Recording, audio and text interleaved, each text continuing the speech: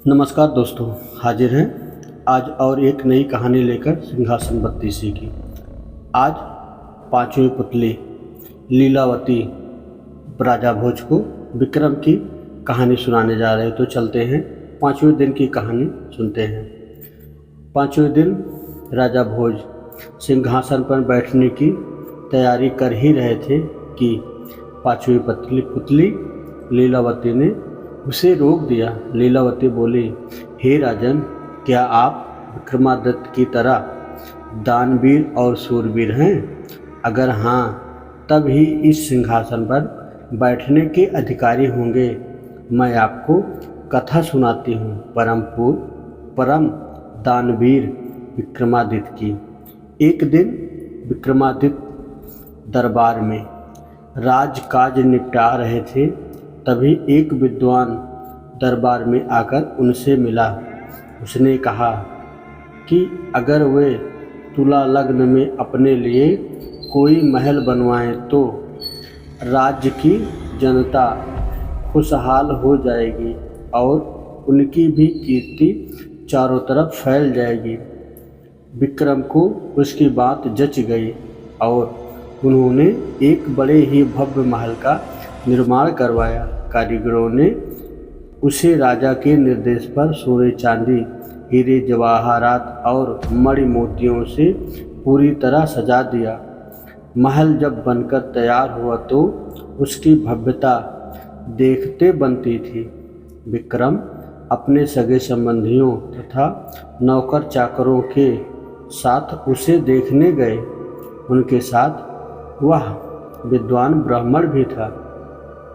विक्रम मंत्रमुग्ध हुए, साथ ही वह ब्राह्मण मुंह खोले देखता रह गया। बिना सोचे समझे उसके मुंह से निकला, काश इस महल का मालिक मैं होता। राजा विक्रम ने यह सुनते ही झट वह भव्य महल उसे दान में दे दिया। ब्राह्मण के तो मानो पाँव ही जमीन पर नहीं पड़ रहे थे। वह भागता हुआ अपनी पत्नी को यह समाचार सुनाने पहुंचा। इधर ब्राह्मणी उसे खाली हाथ आते देख कुछ बोलती उससे पहले ही उसने हीरे जवाहरात और मणिमुक्ताओं से जड़े हुए महल को दान में प्राप्त करने की बात बता दी। ब्राह्मण की पत्नी की तो खुशी की सीमा ना रही। उसे एक बरगी लगा मानो उसका पति पागल हो गया है और यूं ही अनाप शनाप बक रहा है। मगर उसके बार बार कहने पर वह उसके साथ महल देखने के लिए चलने को तैयार हो गई। महल की शोभा देखकर उसकी आंखें खुली की खुली रह गई। महल का कोना कोना देखते देखते कब शाम हो गई उन्हें पता ही नहीं चला। थके मांदे वे एक शयन कक्ष में जाकर निढाल हो गए। अर्धरात्रि में उनकी आंखें किसी आवाज़ से खुल गई। सारे महल में महक फैली थी। सारा महल प्रकाशमान था। उन्होंने ध्यान से सुना तो लक्ष्मी बोल रही थी और कह रही थी कि उनके भाग्य से वह यहाँ आई है और उनकी कोई भी इच्छा पूरी करने को तैयार है। ब्राह्मण दंपति का डर के मारे बुरा हाल हो गया। ब्राह्मणी तो बेहोश ही हो गई। लक्ष्मी ने 3 बार अपनी बात दोहराई लेकिन ब्राह्मण ने कुछ नहीं मांगा तो क्रोध होकर चली गई।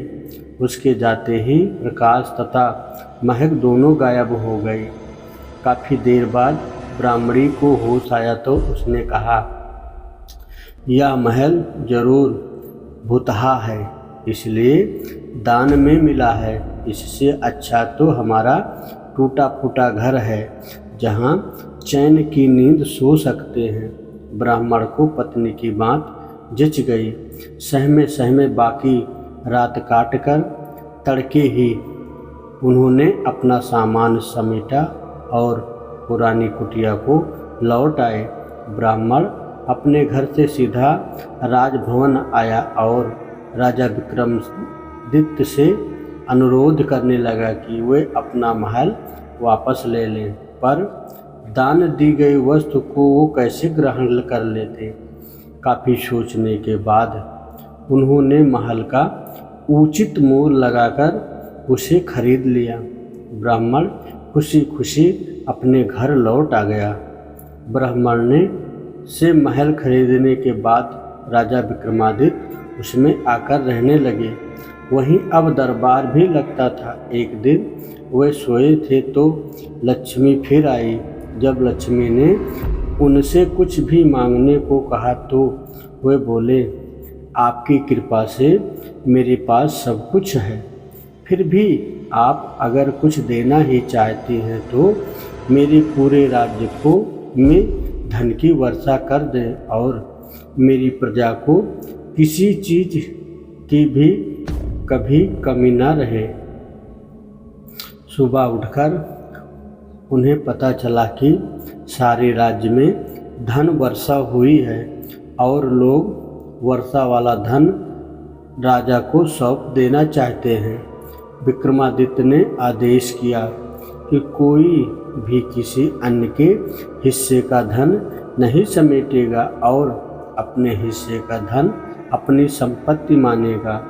जनता जय जयकार कर उठी। इतना कहते ही पुतली लीलावती बोली, हे राजन भोज, बोलो क्या इस कथा के बाद तुम इस सिंहासन के पे बैठने योग अपने आप को पाते हो। राजा भोज निराश हो गए और अपने कक्ष में लौट गए। अगले दिन राजा को छठी पुतली रवि भामा ने रोका। तो दोस्तों, अभी तक आपने लीलावती की कहानी सुनी। तो दोस्तों, अगली छठी कहानी आपको छठे एपिसोड में सुनने को मिलेगी। अगर हमारी कहानी आपको पसंद आए तो आप हमारे चैनल को लाइक और सब्सक्राइब ज़रूर करें। जय श्री राधे राधे।